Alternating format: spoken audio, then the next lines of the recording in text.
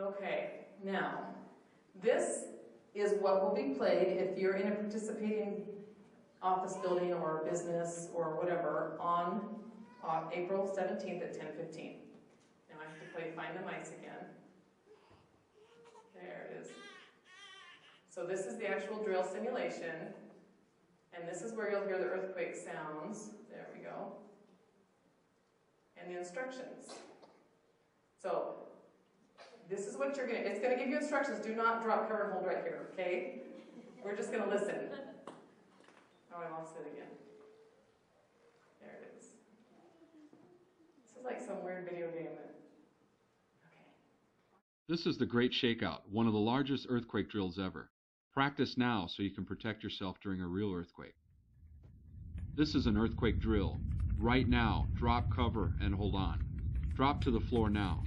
During a large earthquake, the ground might jerk strongly and knock you down.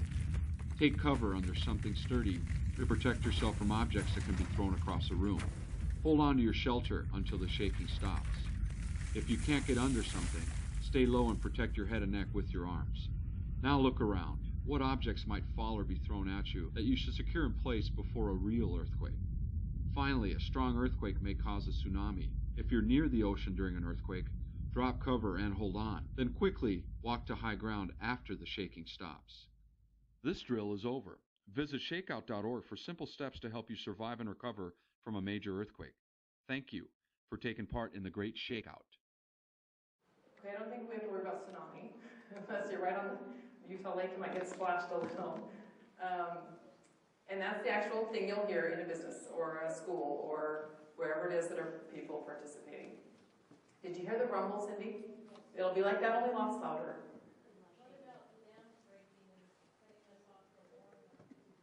That's a good possibility. In Santaquin, we're up high enough. If you've looked at the floodplain maps, the projections after Deer Creek or Jordanelle breaks, then Deer Creek breaks, it sort of sloshes, and we're up here in a safe place. Santaquin is a safe place. If you work somewhere else, get to high ground fast. That's a valid point. They have retrofitted Deer Creek, though recently, with all the construction to reinforce it.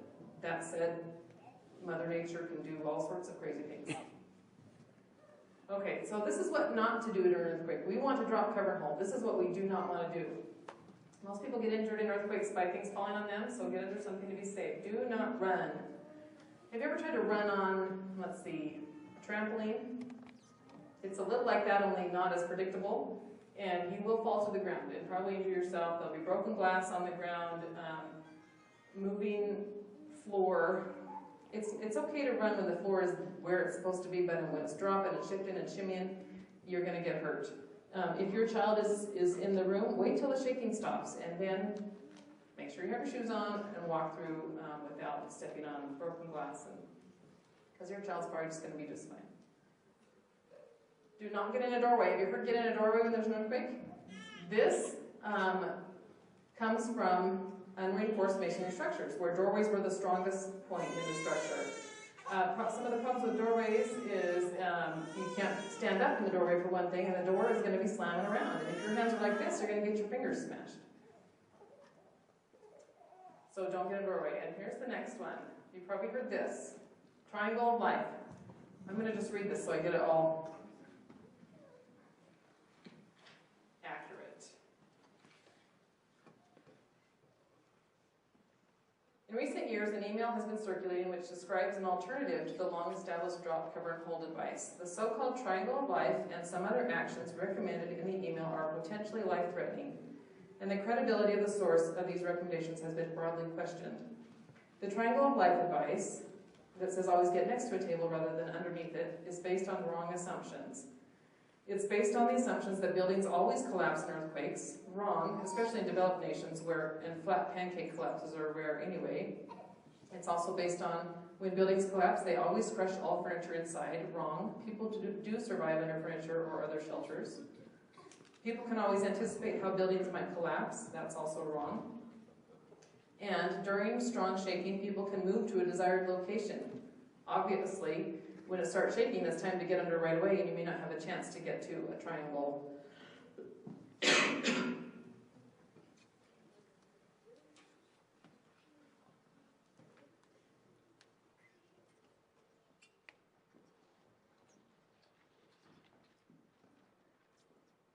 Some other assumptions are also very hazardous. For example, the recommendation to get out of your car during an earthquake and lay down next to it assumes that there will always be an elevated freeway above you that will fall and crush your car. Of course, there are very few elevated freeways in Utah especially, and laying next to your car is very dangerous because the car can move and crush you, and other cars may not see you on the ground. So you'll be more likely to react quickly when the shaking begins if you've actually practiced the drop, cover, and hold.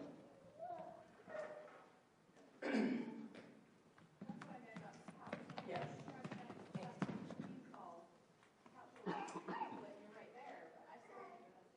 Yeah. If there's a table, certainly pick the table. This comes from where, in countries where they don't have the reinforced codes like we have, those floors can pancake together, and we're not in that country, so don't worry about that. Okay, so the shaking is over now. What do you do now? Now what? Step number 6. Check for injuries and damage. The first thing, calm down. You're going to be in a little bit of weird state, you know. Remember, your brain turns to mush, so calm down and think through every decision very carefully. Next, take care of your very own situation. If your foot is bleeding, take care of it. You can't help anybody else until you're in a place that is safe and all of your stuff is taken care of. Remember back to your emergency plans. Hopefully you have these written down somewhere so when your brain turns to mush, you can refer to them.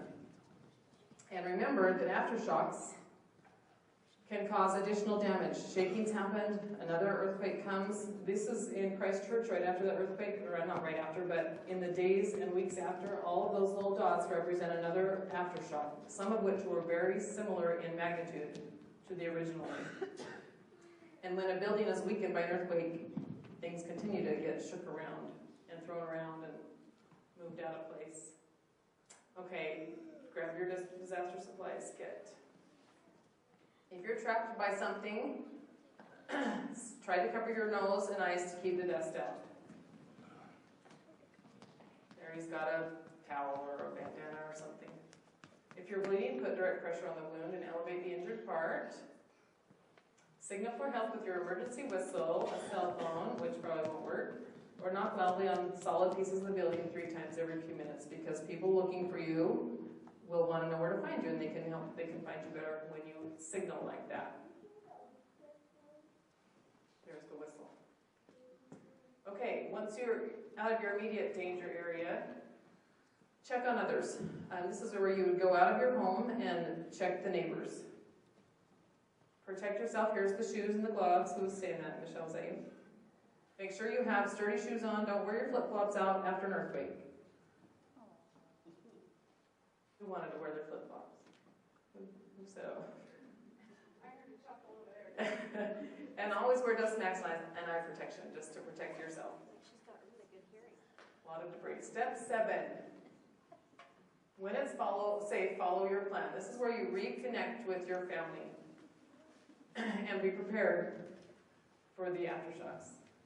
Turn on your radio and listen for advisories. After an earthquake, you get the beep, you know, the long signal, the emergency, whatever thing. And you'll be given instructions. Your phones have probably fallen off of their cradle during the shaking. Get them back on, because that's an open line that ties up the phone system. So make sure those are all back on. Give your out-of-state contact a call and report your status, and then stay off the phone. We want to leave the phone lines open for emergency responders so they can do what they do. This isn't the time to call your friend across the street and say, "Did you feel that?" Of course they felt that. Everyone felt that. That's an unknown at this point. Our stake is doing a communication drill after this drill, and we can't use phones or cell phones, so it has to be radios, personal contact, or ham radio. So we're pretending like there is no phone use. So when you go to check on your neighbors or you're visiting teaching sisters or families, you have to walk there or get on the radio with them or something. So maybe talk to them beforehand and see if they've got a radio, and And if there's something, make a plan that on 5 minutes to the hour, we'll turn the radios on and check in with each other. Keep in mind that a lot of people are using the radios or planning on using radios, so stay off the radio unless you have emergency traffic. Because then when you can't hear each other and communication gets garbled, and you know that the people who need to communicate won't be able to do so.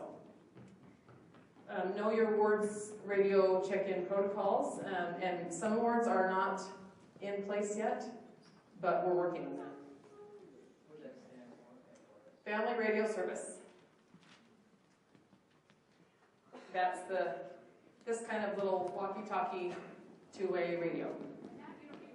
You do not need a license to have this, right? If you have a ham radio, anyone in here ham radio operators? 2 of us. Okay, get your ham radio licenses. That's another ring. All right, check on your neighbors. We talked about this.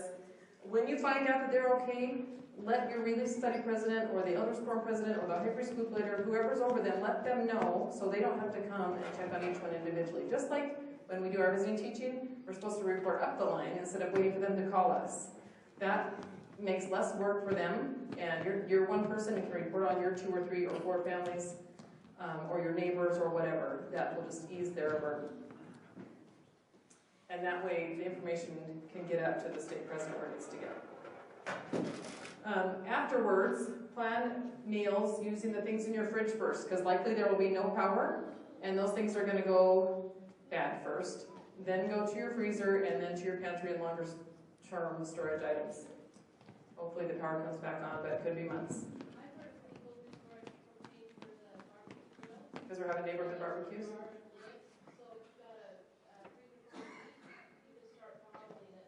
There you go.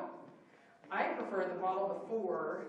Well, we have lots of power, and it's comfortable, and there's no prices.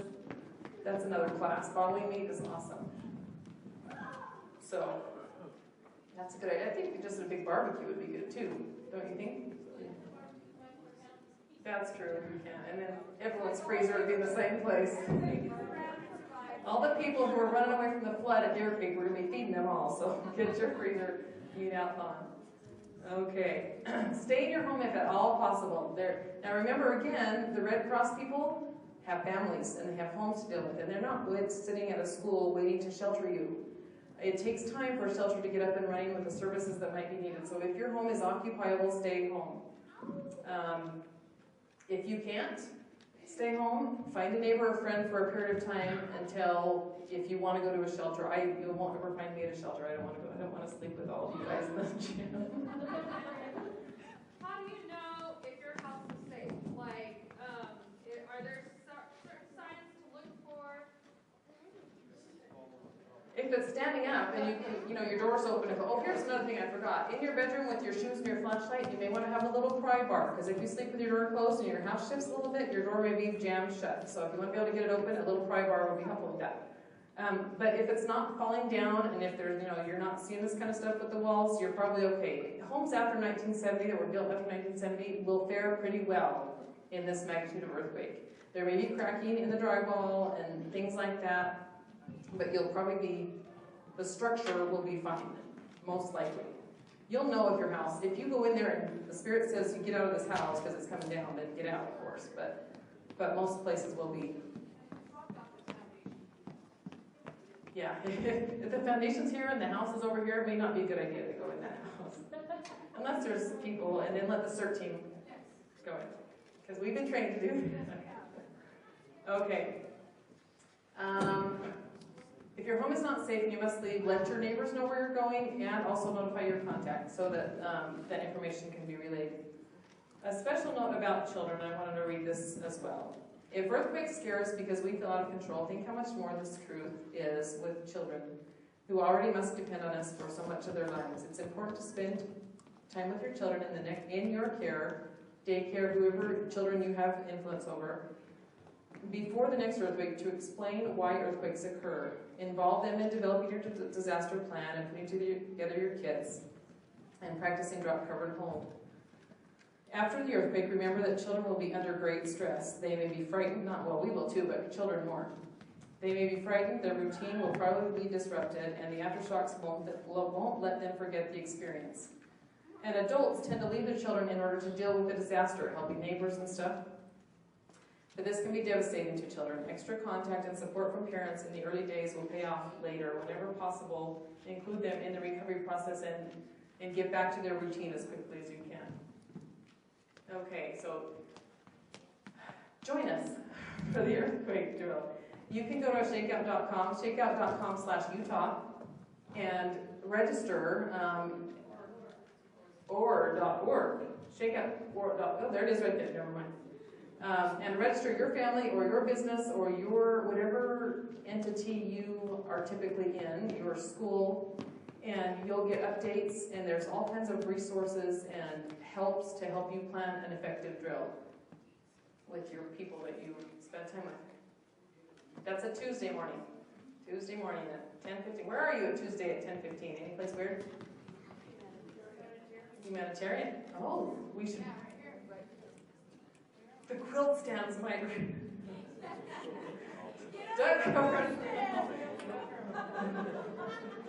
So think about where you are Tuesday at 10:15. Tuesdays at 10:15, and talk to the people who are where you are. If you're at work, talk to your work people. If you're at school, talk to your school people. And also find out from your schools what their involvement is. The school involvement will be minimal. It'll be the drop, cover, and hold exercise, and that's probably it. They're not going to release the kids to you, even if your drill includes that level of training. But realize that they're just going to go on with school afterwards, but they will do the drop, cover, and hold. But if you teach your kids beforehand, they're going to know right what to do when it's time. And when they get down, everyone else is like, oh, I know. They'll be the heroes of the class.